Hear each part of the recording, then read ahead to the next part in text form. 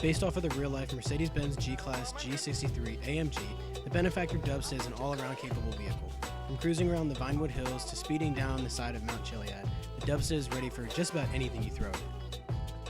Under the hood lies a V12, but sadly it is bottlenecked due to the heavy weight and slow acceleration of the vehicle. Unmodified, it takes a whopping 11 seconds to get to 60 miles per hour on the speedometer, with the needle stopping at 80. This largely goes against the advertised top speed of 225 miles per hour. And looking at the game data, the Dubsta is capped at 140, presumably when modified. But with all that said, the Dubsta is actually my favorite vehicle in the game. Its real-life counterpart, the G-Class, and it both share striking similarities, giving it a definite design edge over some of the more heavily stylized renditions of vehicles in the Los Santos area. It has a stock SUV interior, no customizable seat or roll cage add-ons, but it does have more off-road add-ons than any other vehicle in its class.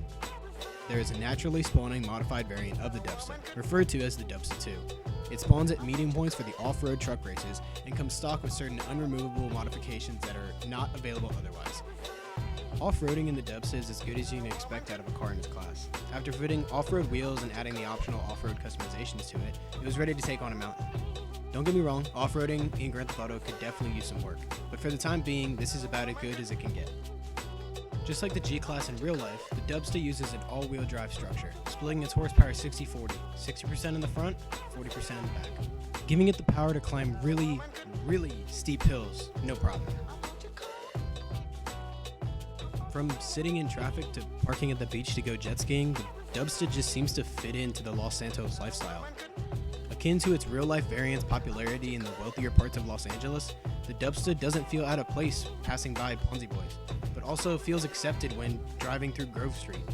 I personally think it's because just about every Russian mob boss, gang member, or rags to riches millionaire has one of these sitting in their driveway. The price of the Benefactor Dubsta is free, sort of. It's actually not legitimately obtainable, meaning you'll have to find one or steal one from some poor sucker. A little bit of trivia before we go. The spare tire on the back will actually add traction, like how a spoiler does to a sports car, and all G-Classes come stock with a spare tire holder. Although you can add optional off-road headlights to the bull bar and an optional roof rack with headlights, they don't function to turn on or off. Unlike either of the production line G-Classes, the Dubsta's bull bar is mounted on the grille, not the bumper.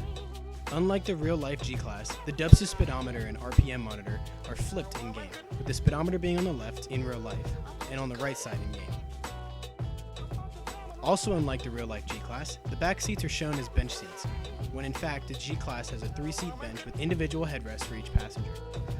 Thanks for watching this episode of Video Game Vehicles. If you like this and you want to see more, you can always subscribe to see every new episode in your feed as soon as they come out.